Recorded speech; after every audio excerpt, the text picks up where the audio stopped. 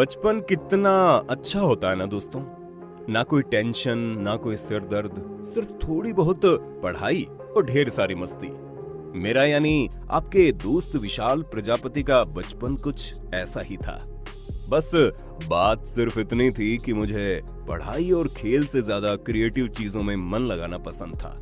जैसे कि फिल्में कैसे बनती हैं, इन्हें शूट कैसे किया जाता है, या फिर वीडियोस को एडिट कैसे किया जाता है, फोटोग्राफ्स कैसे क्लिक की जाती हैं, वगैरह वगैरह। और इसी के जोश जोश में जब पहली बार 2013 में मेरे हाथ में मोबाइल फोन लगा तो मैंने एक YouTube चैनल ही बना डाला। हालांकि तब मुझे कोई आइडिया नहीं था कि YouTube आखिर में क्या होता है, और एक नॉर्मल बच्चे की तरह मैंने भी एक दो दिन इस पर ध्यान दिया और भूल गया कि मेरे पास कोई YouTube चैनल भी था। और उसी बीच मैंने अपने क्रिएटिव साइड को और ज्यादा इंप्रूव होते देखा। मतलब जिस उम्र में बाकी बच्चों का ध्यान खेल कूद में लगा रहता है, उस उम्र में मैं कंप्यूटर और एडिटिंग वगैरह के बारे में और ज्यादा जानने की कोशिश करता था। और धीरे धीरे मेरी क्रिएटिविटी मेरे सिर पर चढ़ने लगी। और फिर मेरी लाइफ में एंट्री ली साल 2018, जिसने मेरी पूरी जिंदगी बदल दी। अब बाकी लोग भले ही अपने उस समय को याद करते हैं जब वो सफल हो जाते हैं, लेकिन मेरा हिसाब किताब थोड़ा अलग है। मुझे जिस चीज से सफलता मिली उसकी शुरुआत को हमेशा अपने दिल में बैठा कर रखना है, क्योंकि अगर साल 2018 में मेरे अंदर से यह आवाज नहीं आती कि मुझे कुछ अलग करना है, तो शायद मैं ना ये वीडियो बना रहा होता, और जब मैं वीडियो बनाता ही नहीं तो आप उसे देखते कैसे। इसलिए साल 2018 मेरी जिंदगी का सबसे बड़ा साल था, जब मैंने ये फैसला किया कि मुझे YouTube पर वीडियो बनाकर लोगों को ज्यादा से ज्यादा अपनी नॉलेज के बारे में बताना है और नए नए लोगों से जुड़ना है। जी हाँ, आपने बिल्कुल सही सुना। यहाँ भी मेरा मकसद पैसे कमाने का बिल्कुल नहीं था। मैंने तो सिर्फ अपनी नॉलेज को बढ़ाने के लिए और नए लोगों से जुड़ने के लिए और उन्हें नई चीजें सिखाने के लिए YouTube की दुनिया में कदम रखा था। लेकिन बस बात सिर्फ इतनी थी कि मेरे इरादे नेक थे, और ना ही मेहनत की कोई कमी थी और ना ही लगन की। जिसके बाद धीरे धीरे सीढ़ी चढ़ता गया और मैं नई से नई वीडियो बनाता गया। ऐसा नहीं है कि मैंने कोई गलती नहीं की, मैंने भी बहुत बड़ी बड़ी गलतियां की थी। यहां तक कि मेरा चैनल इस कगार पर भी आ गया था कि मुझे ऐसा लगा अब चैनल चल ही नहीं पाएगा। मेरी कई सारी रातें बिना नींद के इसी सोच में चली जाती थी कि मैं अगले दिन ऐसा क्या नया लोगों को दूं जिससे लोग चैनल की तरफ और ज्यादा अट्रैक्ट हों। लेकिन गूगल बाबा का आशीर्वाद सदा सिर पर बना रहा, और गूगल पर आप ही के द्वारा पूछे गए क्वेश्चन का जवाब मैं ढूंढता रहा, जिसकी वजह से मेरे कई सारे सब्सक्राइबर्स बढ़े और मुझे ये यकीन हो गया कि वाकई में YouTube मेरी दुनिया है। और फिर मेरी लाइफ में एक ऐसी तारीख आई जिसने पूरी तकदीर ही बदल कर रख दी, और वो तारीख थी 10 जून 2018। दोस्तों, ये वो तारीख थी जब मेरे 1 लाख सब्सक्राइबर्स पूरे हो गए थे। मैंने तो सपने में भी कभी नहीं सोचा था कि मैं इतने सारे लोगों के साथ कभी जुड़ भी पाऊंगा, क्योंकि 1 लाख की गिनती बहुत होती है, पर इतने सारे लोगों का प्यार मिलना मेरे लिए किसी सपने से कम नहीं था।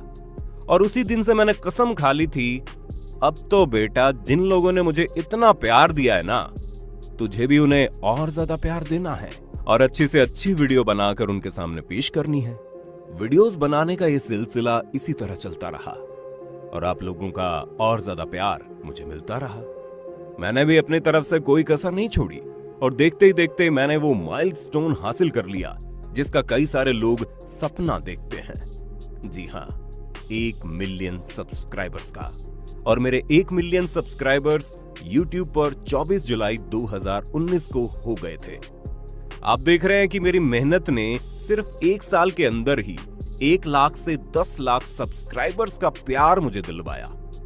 और जब 1 मिलियन सब्सक्राइबर्स मेरे चैनल पर हो गए, तब तो एक अलग ही जोश चढ़ गया।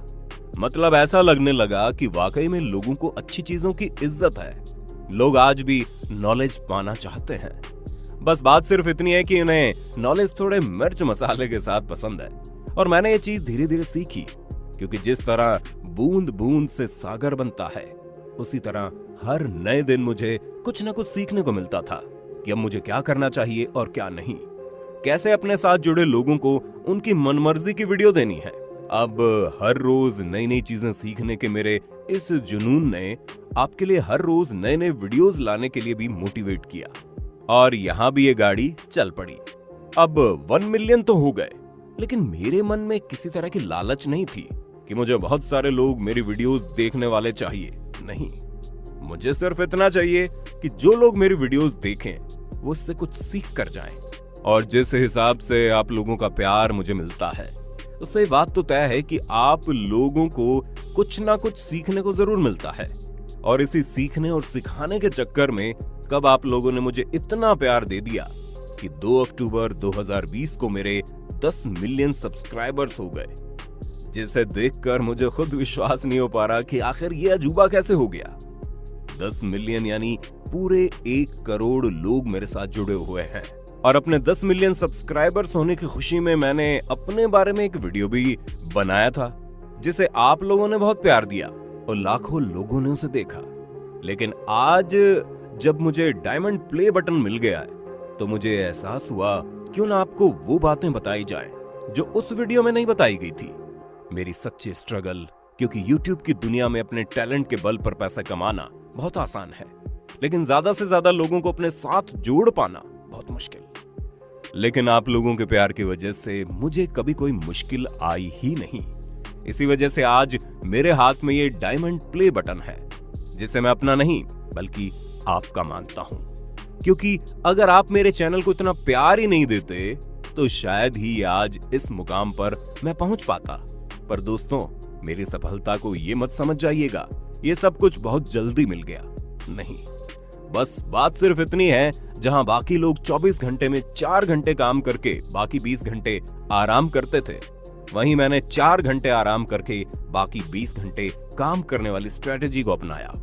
तब जाकर इस तरह की सफलता मेरे हाथ लगी है। और अगर आप चाहें तो आप भी ऐसा कर सकते हैं। बस अगर आपको कम समय में ज्यादा कुछ हासिल करना है तो अपने सारे मस्ती वाले काम को छोड़कर सिर्फ अपने गोल पर फोकस करना होगा। फिर देखिए आपकी लाइफ कितनी रोमांचक हो जाएगी। बाकी इतना सारा प्यार और मोहब्बत देने के लिए दिल से शुक्रिया। उम्मीद करूंगा आपका प्यार इसी तरह मिलता रहे और हम और भी ज्यादा ऊंचाइयों को हासिल करें। दोस्तों, आपकी स्क्रीन पे 2 और वीडियोस दिख रही हैं, जिसे देखने के लिए आप इस स्क्रीन पर क्लिक करें। दोनों देखिएगा, बहुत अच्छी वीडियो बनी है।